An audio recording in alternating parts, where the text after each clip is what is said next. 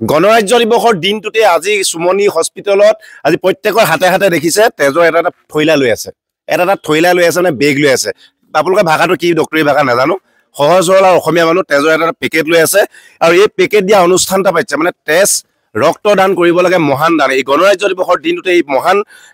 উদ্দেশ্যটো সফল কৰিবলৈ লৈছে উদ্যম ছ'চিয়েল ডেভেলপমেণ্ট ফাউণ্ডেশ্যনৰ সহযোগত আৰু সুমনি হস্পিটেলৰ সহযোগত বাইদেউহেত আছে আৰু আমাৰ ক'ৰ পৰা আহিছে কুশলকৰ শহীদ কুশলকৰ হস্পিটেলৰ ফালৰ পৰা ব্লাড ডোনেশ্যন কেম্প পাতিছে আৰু আজি গণৰাজ্য দিৱস প্ৰথমতে শুভেচ্ছা জনাই লৈছে ষ্টিকাৰ লগাইছে ধুনীয়া লাগিছে অকমান ক থ্যাংক ইউ আজি গণৰাজ্য দিৱসৰ দিনা সুমনি এমপিএইচিত ছ'চিয়েল ডেভেলপমেণ্ট ফাউণ্ডেশ্যনে যি ৰক্তদান শিবিৰ অনুষ্ঠিত কৰিছে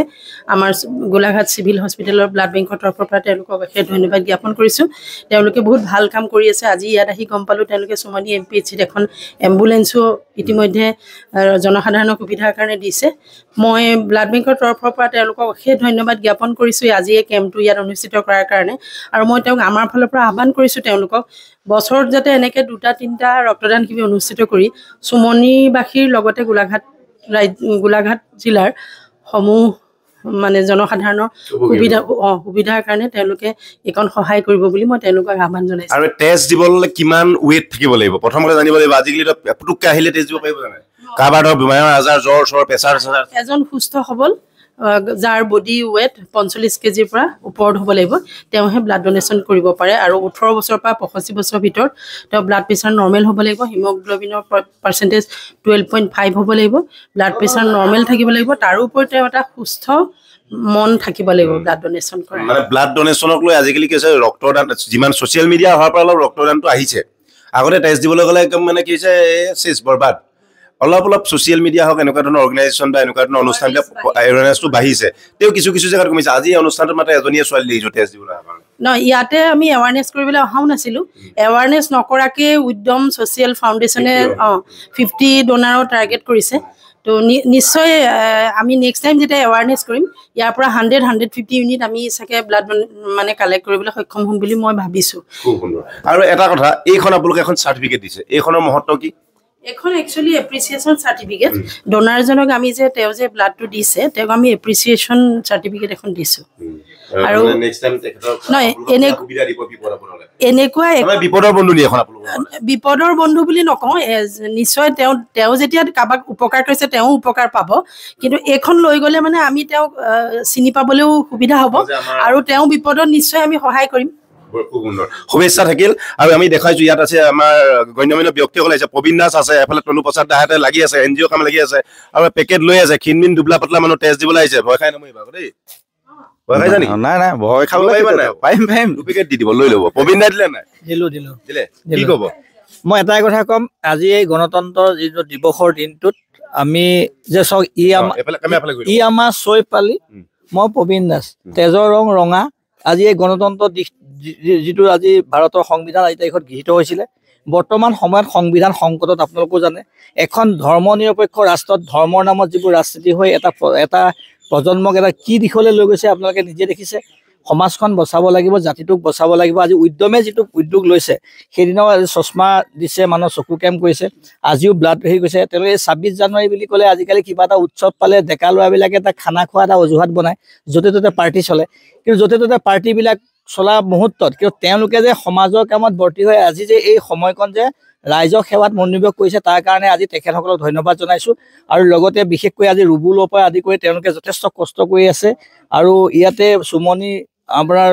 স্বাস্থ্য হস্পিটেলৰ আমাৰ প্ৰণৱকে আদি কৰি গোটেই ষ্টাফটো আজি 26 জানুৱাৰীত খানা পিনা নাখাই ইয়াতে যে ব্যস্ত হৈ ৰাইজক সেৱা কৰিছে তাৰ কাৰণে ধন্যবাদ জনাইছোঁ মই এটা কথাই ক'ম তেজৰ ৰং ৰঙা ভাৰতৰ সংবিধানৰ যিটো ধৰ্ম নিৰপেক্ষ যিটো আমাৰ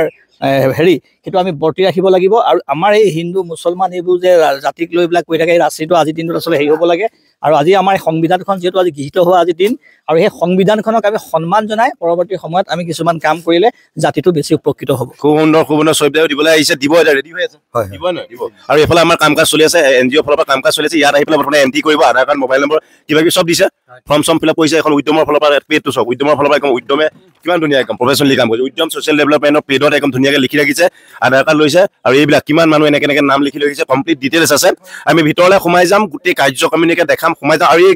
বিল্ডিংটো নতুন বনিছে 6খন বেডযুক্ত নতুন বনিছে আৰু তুমি প্ৰথমে আমি লগ পাম ছোৱালী এজনী আহিছে মানে টেষ্ট দিবলৈ খুব লেডিজ কম আহে ভয় কৰে মানে দূৰতে বিদূৰে তুমি প্ৰথম আহিছে গোটেই কেম্পটোৰ ভিতৰত তুমি প্ৰথম বা 50 ভিতৰত তুমি এজনী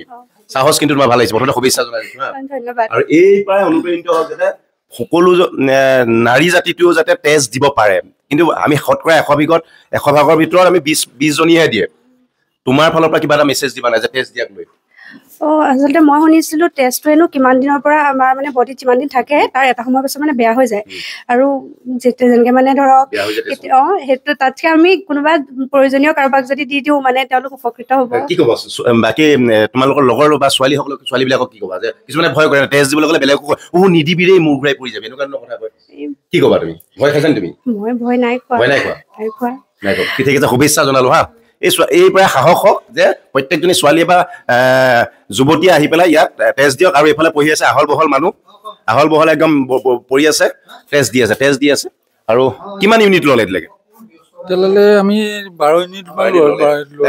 টাইম 5 মিনিট 6 মিনিট ইমান লাগে গোলাঘাটৰ পৰা আহিছোঁ খুব সুন্দৰ এইফালে তেজৰ চিষ্টেমটো কি সুন্দৰকৈ লৈ আছে তেওঁলোকে টেষ্ট দি আছে আমাৰ টিংকু ঘূৰাই দি আছে প্ৰথম দিছোঁ ভয় লাগিছে অলপ প্ৰথম দিছে একো নাই এতিয়া ভাল লাগিছে বুঢ়া হৈ গ'ল প্ৰথম দিছে দেখিছে না বুঢ়া হৈ গৈছে প্ৰথম দিছে আৰু এজন ব্যক্তিয়ে যথেষ্ট আহল বহল যথেষ্ট দিব তুমি কিমান দিম বুলি ভাবিছা আজি এপেকেট নে দুপেকেট নে 3 পেকেট যিমান দিব পাৰি আৰু আমাৰ ৰুবুলা আপোনাক দেখাবা যিমান দিব পাৰি সিমানেই দিব সাহস কিন্তু ক'ব লাগিব যিমান দিব পাৰি সিমানেই দিম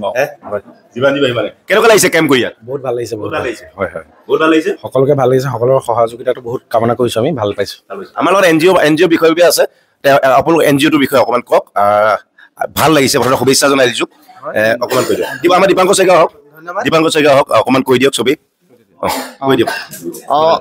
উদ্যম ছ'চিয়েল ডেভেলপমেণ্ট ফাউণ্ডেশ্যন সদায় ৰাইজৰ মাজত থাকি ৰাইজৰ হৈ কাম কৰি আহিছে জন্মৰ পৰা ঠিক তেনেকৈ অলপ দিনৰ আগত আমি বিনামূলীয়া চকু চিকিৎসা শিবিৰ লগতে চশমা বিতৰণ আৰু অস্ত্ৰোপচাৰ বিনামূলীয়াকৈ কৰাইছোঁ আজি ঠিক 26 জানুৱাৰী 76 সংখ্যক ভাৰতৰ গণৰাজ্য দিৱসৰ দিনা আমি উদ্যম ছ'চিয়েল ডেভেলপমেণ্ট ফাউণ্ডেশ্যনে ৰক্তদান শিবিৰটো আয়োজন কৰিছোঁ যাতে ভৱিষ্যতে আমি কাৰোবাক সহায় কৰিব পাৰোঁ ৰক্ত দি আমি ঠিক যেনেকৈ ৰাইজৰ কাৰণে কাম কৰি আছোঁ আৰু অনাগত দিনতো কৰি যাম আজি যথেষ্ট ৰাইজ এতিয়ালৈকে হৈছে আৰু হ'ব মানে প্ৰায় 50 জনমানটো এতিয়া হৈছে আৰু আমি যিমান পাৰোঁ বেছিকৈ কৰিবলৈ যত্ন কৰি আছোঁ আৰু ৰাইজে সঁহাৰি দিছে গতিকে আমি ৰাইজকো ধন্যবাদ জনাইছোঁ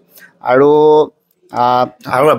আমাৰ বেকত আজি আমাৰ এনজিঅ' আপোনালোকৰ প্ৰধান সম্পাদকে আছে কেমেৰামেন শইকীয়া হয় আৰু ভাল লাগিছে আচলতে উদ্যমে এনেকুৱা কাম কৰি যাব লাগে এখেতে টেষ্ট দি আছে টেষ্ট দিলে নে টেষ্ট আপুনি তেজৰ বাকী সকলোকে শুভেচ্ছা জনাইছোঁ গণৰাজ্য দিৱসৰ শুভেচ্ছা জনাইছোঁ এতিয়া নামটো আকৌ কৈছোঁ নাম নিত্য নিৰঞ্জন কৰু মনোৰঞ্জন দিও ইনফৰমেশ্যনটো কাকতৰ পৰা দিলোঁ আৰু ৰুবুলক ধন্যবাদ জনাইছোঁ এই অনুষ্ঠানটো পাতিছে বা মোকো মাতিছে দীপাংকৰ শইকীয়া বুলি যত যিমান এনজিঅ'ৰ সদস্য আছে ধন্যবাদ জনাইছোঁ আৰু সকলোৱে টেষ্ট দিয়ক ৰক্তদান মহানদান আৰু মহানদানৰ সকলো অংশীদাৰ হওক আৰু এটা সকলোৰে উজ্জ্বল ভৱিষ্যত আমি কামনা কৰিম যাতে এক্সিডেণ্ট য'তে ত'তে কিবা কিবি হৈ আছে সেইবিলাক যাতে নহওক আৰু সেই যুৱকসকলে যিসকলে উদণ্ডামি কৰি বাইক চাইক চলাই পেলাই তেওঁলোকে সেই উদত্ত টেষ্টখন ইয়াত দি পেলাই টেষ্টখন শান্ত কৰক সকলোকে ধন্যবাদ তাৰ বাবে জয়